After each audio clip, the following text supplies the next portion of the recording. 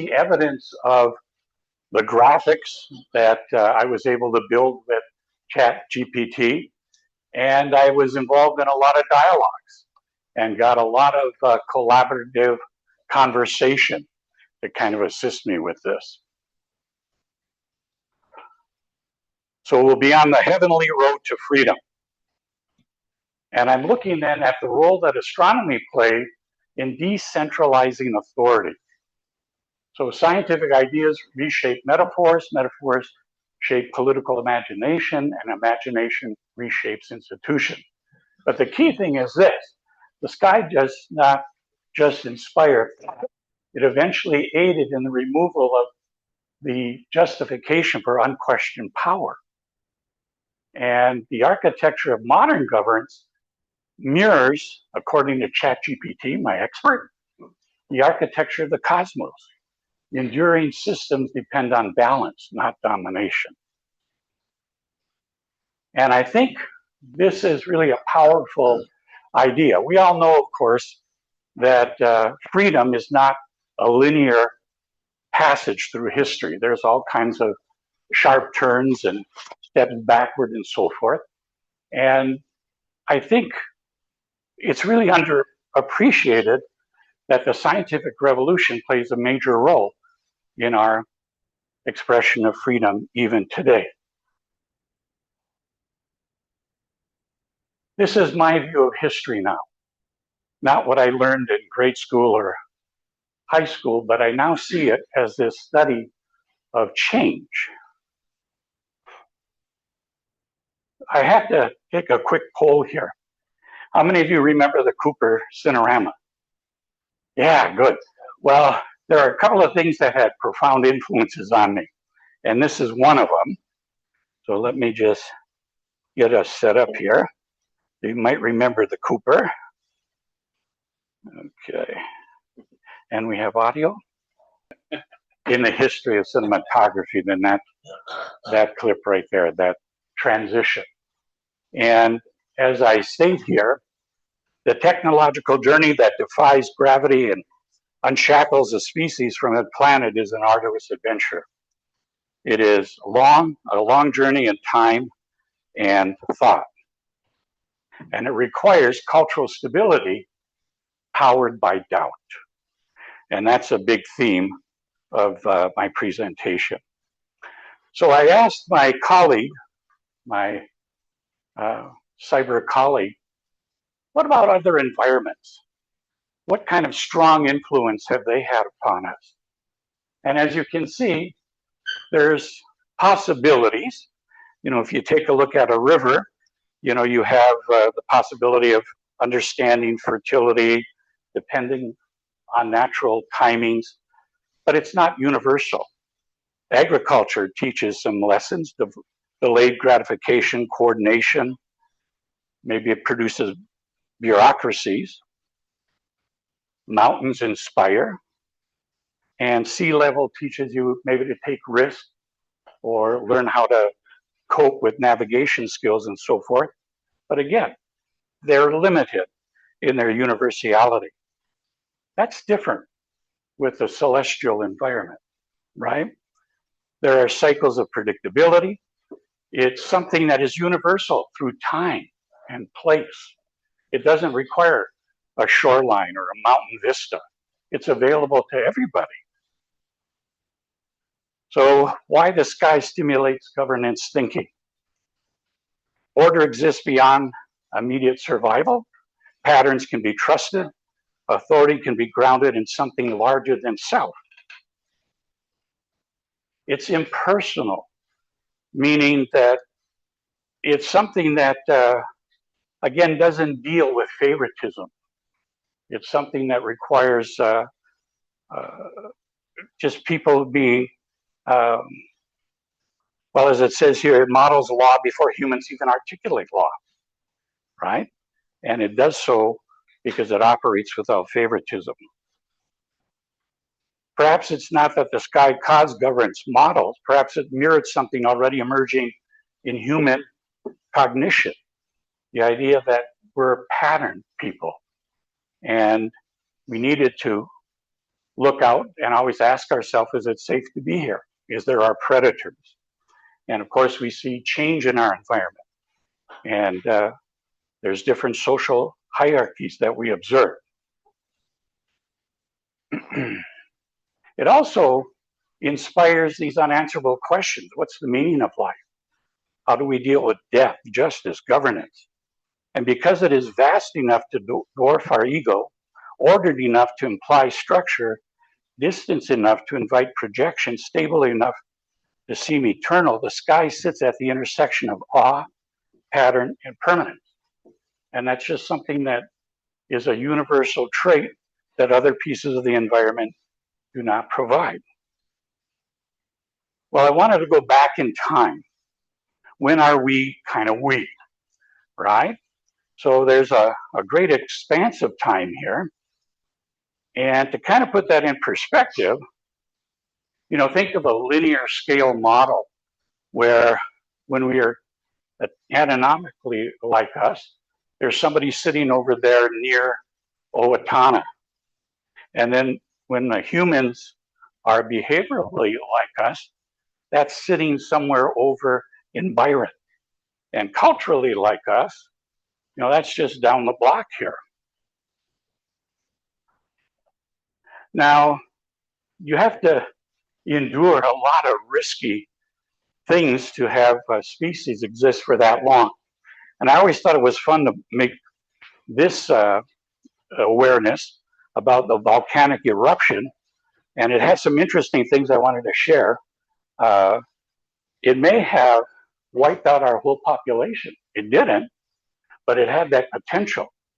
If you look here, it said global temperatures dropped by 5 to 9 degrees Fahrenheit, worldwide average of just 60 degrees after 3 years. And it took a full decade to recover from this pre-eruption levels. The tree line and snow line fell to 10,000 feet lower than where they are today, making most high elevations uninhabitable. And ice cores from Greenland, you know, support this thinking. And then I thought the last entry, when I was looking at this, was kind of perhaps interest to some in the group. Several studies have found similar time bottlenecks in the genes of human lice and our gut bacteria. So I thought, wow, you know, it's talking to us across a great vastness of time, this particular event. And then, of course, there's the astronomical issues that also threaten the existence of our species. So it was kind of neat that this one timed up with our timeline of about 50,000 years ago. And of course, there's some documentation to suggest that an ancient city in the Bronze Age, you know, suffered a catastrophic event. And of course, microbes and diseases. You know, here's a timeline of our population story, and the bubonic plague caused a big dip there. And these particular researchers suggest that in the last 200,000 years, about 109 billion people have lived and died on the planet. And I put my headline up there that very few people know the universe in the way we do, because only the current population represents about 7% of all of the people that ever lived. Well, 50,000 years is another special marker because we start to develop some cultural legacy. And humans stop living in the physical world and begin to live in a symbolic one. That's a big turning point. To put that 50,000 years into perspective again, 800 lifespans would bridge that 50,000 years. But of these 800 people, 650 spent their lives in caves or worse. Only the last 70 had a truly effective means of communicating with another. Only the last 6 ever saw a printed word or had any real means of measuring heat or cold. Only the last 4 could measure time with any precision. Only the last 2 used an electric motor, and the vast majority of the items that make up our world were developed within the lifespan of the 800th person. So let's take a look at the starting line. Our roots indeed do run deep. Of course, it's very difficult to have a lot of direct evidence, but anthropologists and such observe current primitive people, if we'd like to use that terminology. And it's hard, of course, when you don't have a lot of hard materials to use interpretation. But likely astronomical connection. What we see in our backyard, right? Recognition of repeating patterns of seasonal awareness, duality of sky versus earth, light versus dark, life versus death, three-layered universe concept above, here, below. The sky becomes linked to fertility and animal migrations behavior, maybe some navigation skills. So we're waiting for a big cognitive shift, moving away from a mythical sky towards a practical one, and using those patterns to predict and create our security. The heavens, for the most part back then, represented a depository for memories about our ancient ancestors and the animals that we shared the natural environment with. 5,000 years, things begin really to change.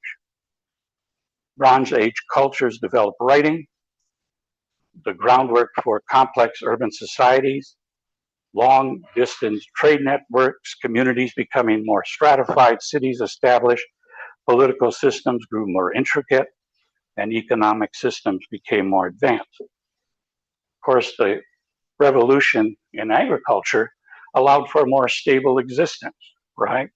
So you could start accumulating large cities and culture. Well, the night sky also became a repository for our literature and ideas involving the sky as a library where we can share information across generations, or where we can use our imagination and creativity. So it's kind of like the first art gallery as well. I highlighted some things there that I thought were pretty impressive. Observations of planetary motion of Venus, for example, and lunar and solar calendars, recognizing the notion of good timekeeping and making predictions about the future. A big change came along where we finally associated celestial order with kingship and divinity. So this is now making the night sky the residency of a higher power, not just our dead ancestors or the utility of the starry night sky. And this political authority is justified as following from God, not from the people. So it's a top-down approach. And somehow the cultures of people had to be ready to accept this kind of thinking, right? So divine right was not invented in a moment. It was a political consequence of a universe believed to be ordered, unified, and ruled from above. Apparently, the first civilization that took its authority from heaven were the Mesopotamian group early on. And they developed a code of laws, but it doesn't apply equally to all people, right? Punishments were proportional with class, not universal. So equal justice meant equal among equals, not across society. Accountability flowed downward. The king was, of course, above any of this. So that goes back to about 1754 BC.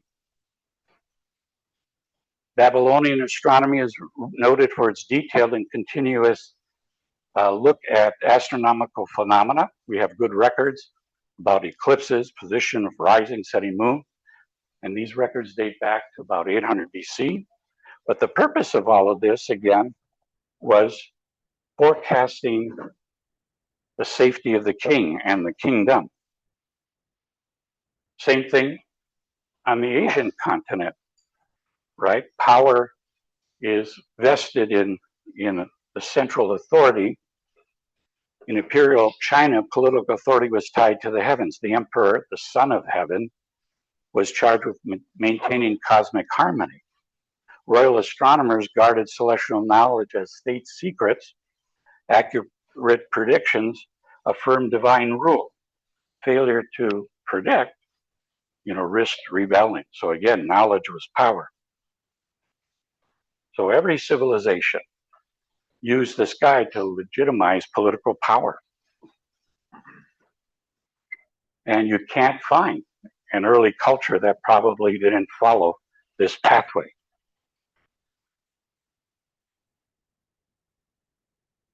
I think we're all kind of familiar with the various types of cosmology or models to explain the natural phenomena.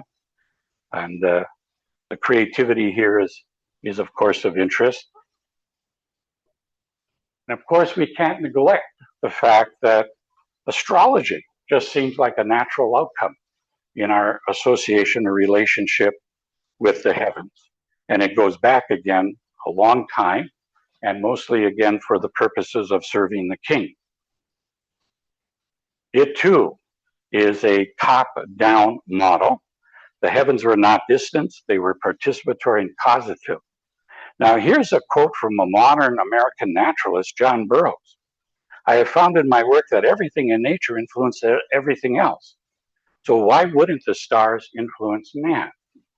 Just again, a very natural connection between the physical world and our psyche. Shakespeare probably said it best with these two different lines, right? It is the stars above that govern our condition. Men at some time are masters of their fate. The fault, dear Brutus, is not in our stars, but in ourselves, that we are the underling. A great set of points to debate. Well, a brief look here at myths. It's a word from the Greek, contains supernatural elements, often explain the unexplainable, have also been told in order to teach moral lessons. But all cultures have myth, though often do not see the stories as myth, but as fact. And of course, they reflect the culture of the people and their metaphors. Yuval Harari tells us the cognitive revolution is a time when humans declared our independence from our biology. What does he mean by that? The transition, he says, is noted in our ability to speak about fiction. This is a unique property of our language. Careful, the lion, versus the lion is the guardian of our spirit, of our tribe. But fiction has enabled us not merely to imagine things, but to do so collectively. Telling effective stories is not easy, he goes on. The difficulty lies not in telling the story, but in convincing everyone else to believe it. Yet when it succeeds, it gives sapiens immense power because it enables millions of strangers to cooperate and work towards common goal. It's a way to control large groups of people after the agricultural revolution. And he says, just try to imagine how difficult it would be to create states, churches, legal systems, if we could only speak about things that really exist, such as rivers, trees, and lions. And I think, Einstein affirms the power of our imagination. More important than knowledge. Knowledge is limited. Imagination encircles the world. So where did we find our security long ago? We built a secure, coherent relationship with self and circumstances using our imagination. Now, there's a lot of what questions we have to answer. We need whys, and we solve that by mythology. Myths give prediction, security, power, cohesiveness, and stagnation, because we have the answers.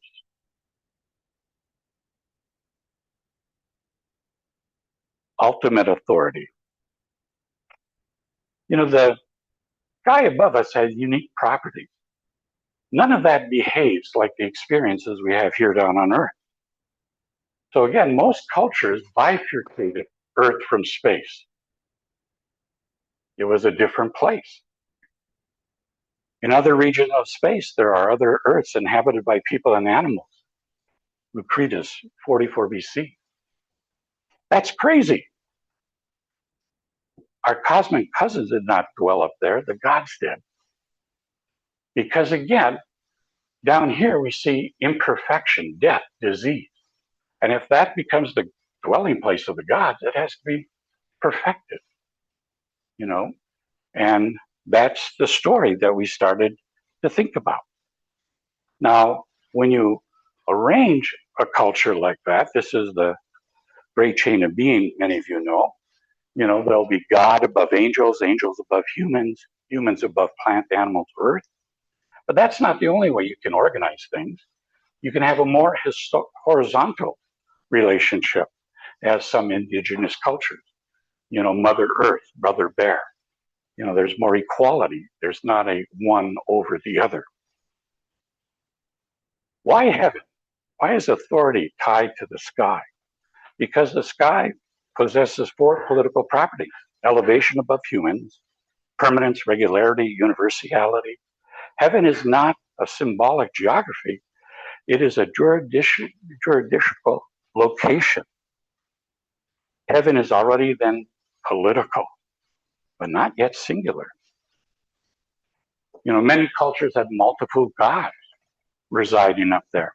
And these gods might war with each other or have different conflicts arising. So another big step along the way then is to eliminate some of the clutter of all of these various gods, gods of thunder and lightning and so forth. And it isn't until about 800 BC where monotheism starts entering into the picture. Not this dwelling place of multiple gods, but, you know, of one. Now, monotheism is a moment the sky becomes morally singular. Monotheism becomes more abstract, God as universal, God beyond territory, God as a source of moral law. Now heaven is singular, universal, moral, and transcendent. The sky is as pattern, the sky is law-giving, the sky is unified, the sky is morally singular. Once heaven is morally singular, something irreversible happens. If heaven is morally singular, ultimate authority cannot be plural. You can't have two gods, you know, of different things interacting. Law cannot remain tribal. Morality cannot remain territorial. Now, we still hear echoes of all of this thinking. You know, it's very obvious that we have a moon. The year can be easily measured from our backyard, but why 7 days of the week? Well, a likely explanation for 7 days of the week involved the 5 naked eye planets, the sun and the moon. Now, just as a historical aside here, the French wanted to make time metric. And there was a brief period of time when they chopped up into units of 10. So what an interesting experiment that was, and Napoleon ended that notion. We also still look up to heaven as the place to find consolation in the constellations for our unanswered questions. Authority, curiosity creates corrosion. There was an attempt to generate a scientific revolution back in 600 to 300 BC. You know, Greek thinkers began asking, what if the cosmic order is rational rather than divine? What if logos replaced mythos? Heaven no longer the only court, but reason. Unfortunately, that died on the vine. You know, a lot of wars. And when stability is fragile, people prefer certainty over inquiry, authority over abstraction, unity over intellectual fragmentation. Rational thought survives, but it retreats to the school. It doesn't become something that's ingrained into society. The process of trying to decode nature through a scientific way, has a lot of people that started thinking about this, and it's worldwide. And here are some of the earlier practitioners from the Arabic world, Islamic world, and from the East. This particular person, Alta Hazan, as you can see, the works of him was frequently cited during the scientific revolution by Isaac Newton, Kepler, Huygens, and Galileo. So their work wasn't done in a vacuum. There's historical context for their thinking. In fact, some of the earlier Islamic mathematicians were very influential on Copernicus. So what actually changes top-down authority? It's not the field someone studies, it's what their method implies about authority. So there's a lot of examples about descriptive knowledge, and that's what those earlier trailblazers in science were doing, right? You can learn about the universe, but the big thing, if you think about it, intellectual progress must translate into political consequence. China's a good example. A lot of descriptive knowledge, but it didn't do much to alter how governance would be.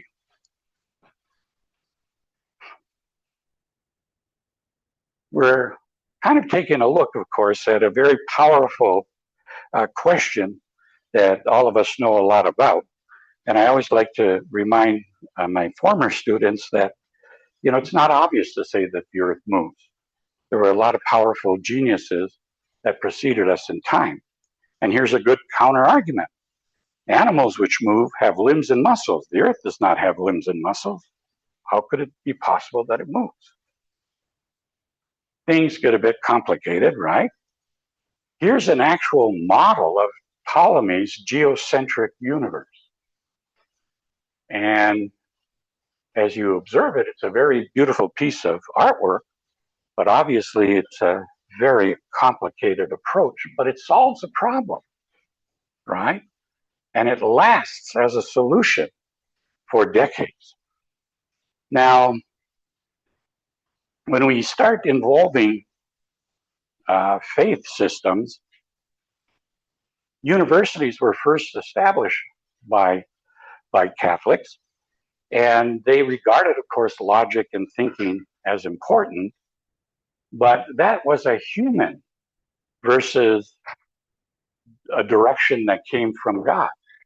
So the big influence here is Aristotle, and Augustine and Aquinas incorporate his worldview now as the official word.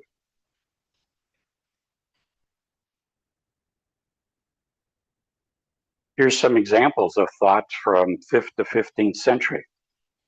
Adam's fall from God's grace through his curiosity was the beginning of all sin. King James I referenced Eve for evidence of how curiosity could harm someone. Pope Innocent III disapproved of men learning the height of the sky, the breadth of the earth, and the depth of the sea. While the value of reason and observation is recognized, these are generally viewed as inferior to revelation, since they are a product of imperfect human activity, whereas revelation came directly from God. So is curiosity dangerous or divine? Big question. So we're looking at doubt, the legacy of heliocentrism.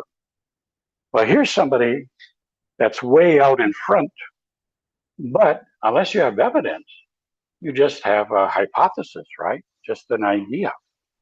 So it's amazing that an alternative viewpoint was raised about the cosmology of the universe, Earth's place in it. But overshadowing everybody is Aristotle.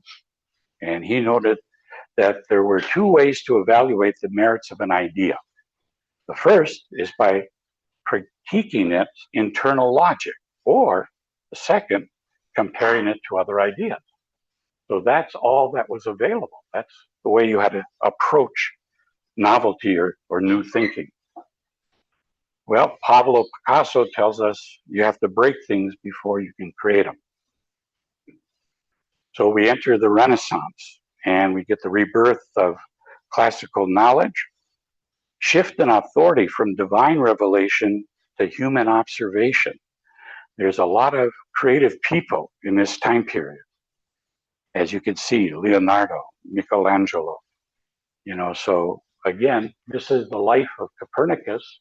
And if you take a quick glance, you'll recognize a lot of names there that Martin Luther, you'll see artists like Michelangelo, Da Vinci, Raphael. And for Galileo, again, tons of creative people here that are studying human anatomy to make art structures for a higher calling and such. And there were city-states that were vying competitively. And that is the place where innovation occurs. Magellan, his sailing was not just to establish trade routes, but he was challenging, the inertia of the current time.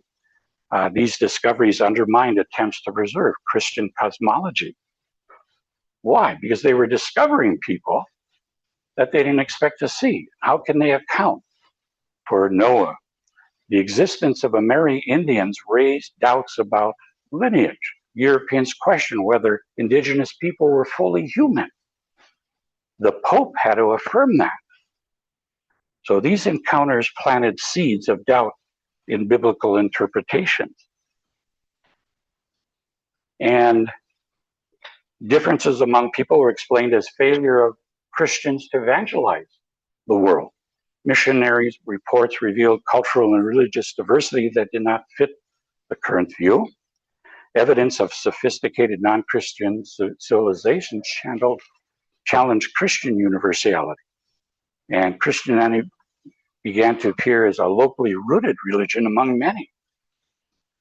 Medieval scholars, their view of systems, they could see things were conveying hidden truths. Natural forms were interpreted symbolically rather than studied directly. Meaning was sought through allegory and textual decoding, not observations. Events in nature were seen as expressions of divine providence. If there was a shipwreck, the debauchery of the crew would be the explanation for that.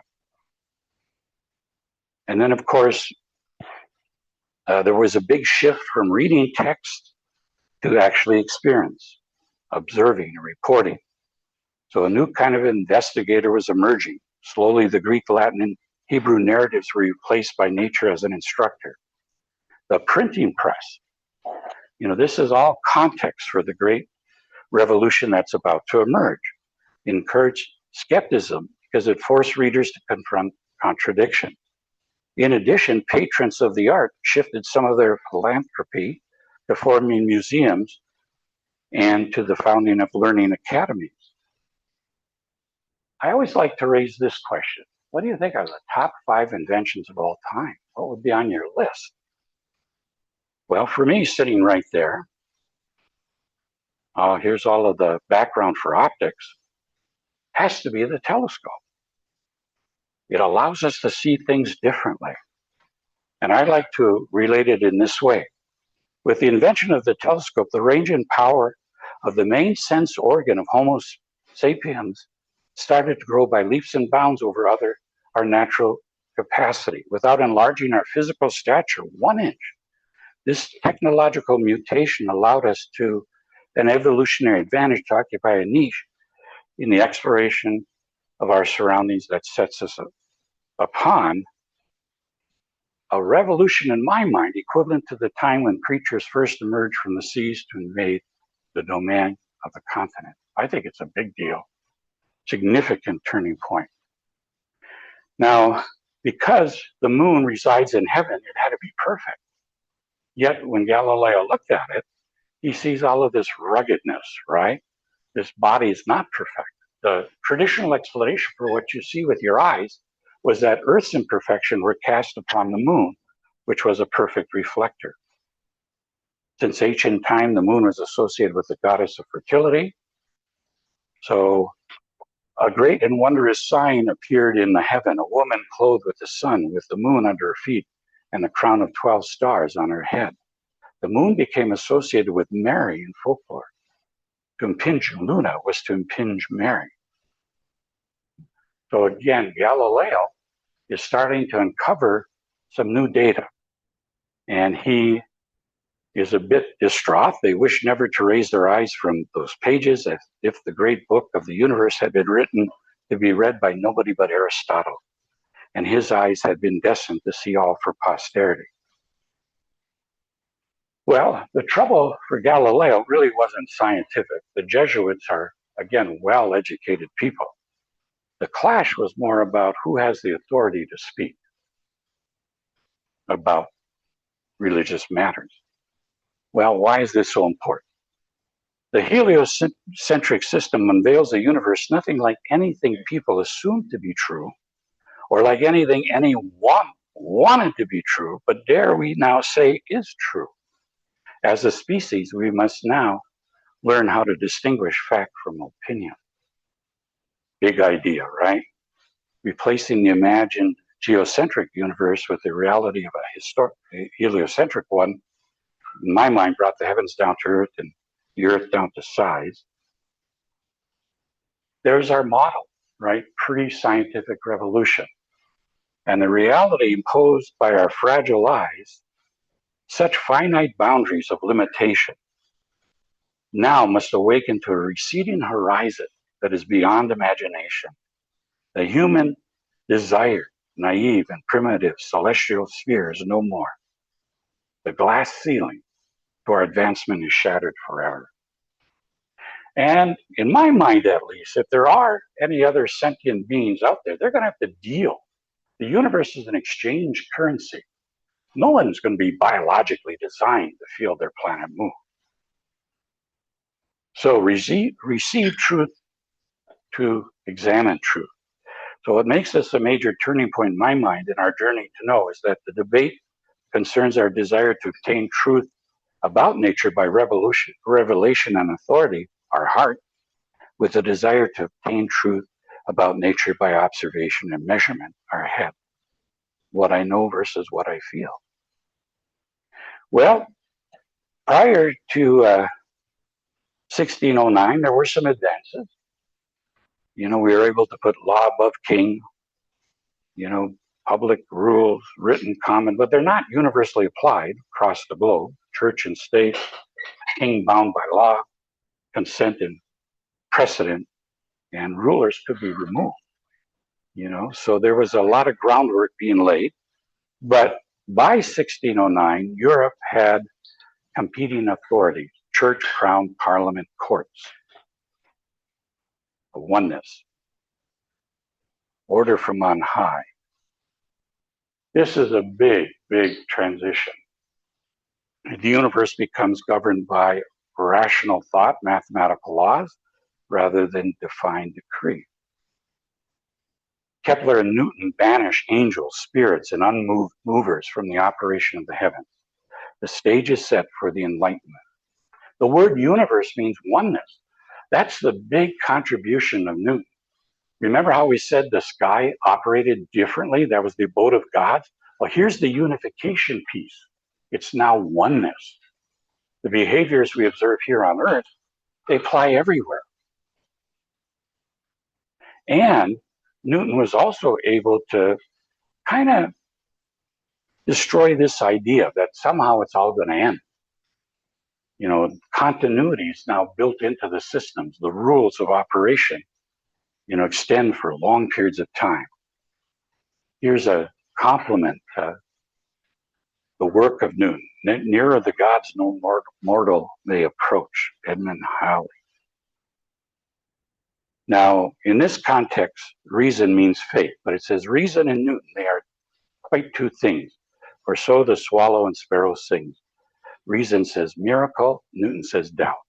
Aye, that's the way to make nature out. A shift from received truths to tested truths. This too is a very big idea. that's now emerging, this idea of counterpoise. Newton shows us that for actions, there's balance. There has to be things in operation to oppose what's maybe happening in the case of motion. So the scientific revolution did more than transform astronomy. It reshaped how humans imagine order itself. Dislodged divine arbitrariness from nature, replaced miracle with law, balance, counterpoise, political echo. Nature is governed by universal laws, then power itself must be bounded. And that's where this Frenchman comes in. He wrote a treatise, The Spirit of the Law, was once the most influential work of political theory ever published. He suggested that to avoid abuse of power, political authority should be separated into legislative, executive, and judicial powers to make, implement, and adjudicate laws respectively. The fundamental paradigm of divinely inspired cosmic ruler had been smashed wide open, and the fight for what would replace it had begun. More directly, many historians believe that the Declaration is also indebted to Newton. The physicist isn't cited directly, but with his ideas so firmly fixed in the public mind, the reference to laws of nature and self-evident truths couldn't have failed to remind readers of Newtonian principles. Jefferson himself owned both a bust and a death mask of Newton and declared him to be one of the three greatest men that had ever lived. Freedom, the firstborn of science. Well, here's all of our rogues gallery, I guess. And as I put this together, I was surprised at how long everybody lived. Because, you know, the health conditions for most people of that time are, you know, not like we enjoy today. So Galileo dies at 78. Newton is born. Newton dies, he's 85. Tycho is the youngest. He dies at 55. Copernicus is 70. So very long-lived thinkers here. So prior to the rise of mainstream science and liberal democracy, people had few choices other than to put their faith in a reigning belief system which was girded against dissent by the power of church and state. Now, post-scientific revolution, the Enlightenment, you know, we start seeing the shift here. And I think we're all familiar with how authority now is moving not from top down, but from bottom up. And, you know, the collapse of divine right, authority relocates with the people. And the American Revolution and French Revolution are the big movers in that area. So the Enlightenment authority becomes procedural. The imagined that was once generated, heaven, king, people, now it's people, constitution, government. Defined authority is dissolved into natural rights, social contracts, sovereignty of the people. So three big revolutions here. Of course, the Renaissance, scientific revolution, the Enlightenment, they all kind of combine. They all are the ingredients for the world that, you know, we enjoy and live today. So how are we doing?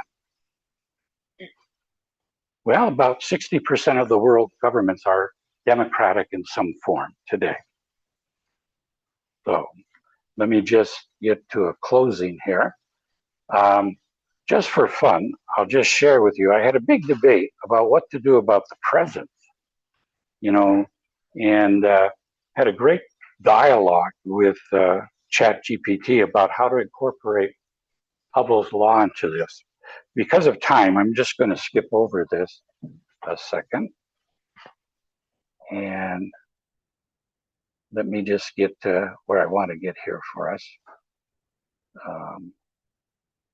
Yeah.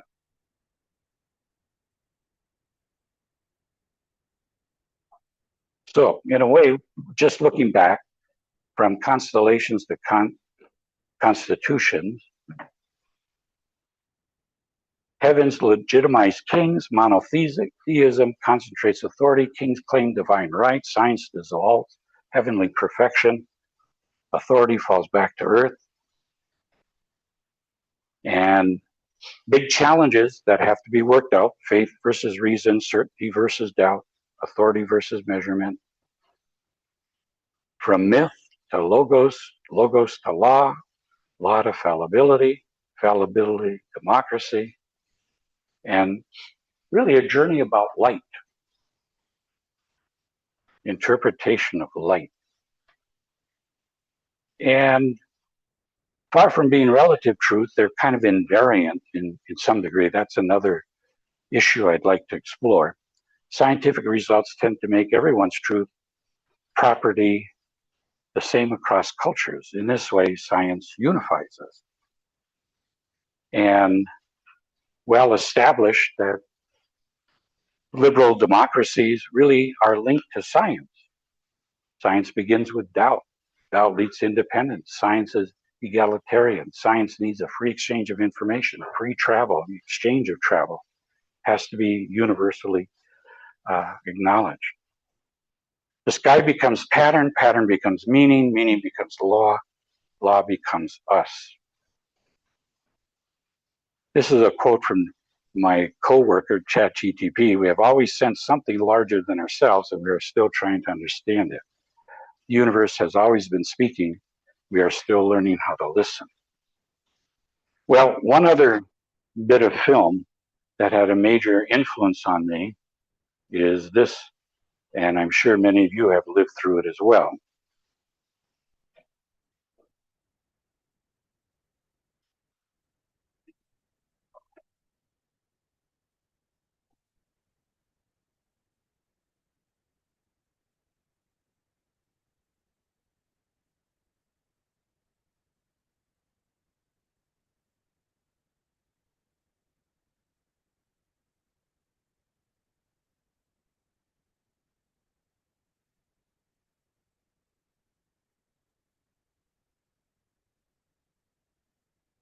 Well, we just experienced, of course. Okay.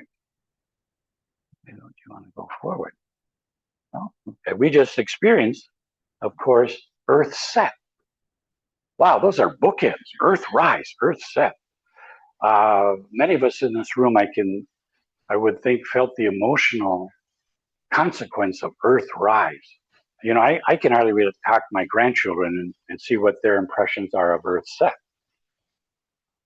I'm going to dwell on Earth set because here's some very wise word from another person that many of us know.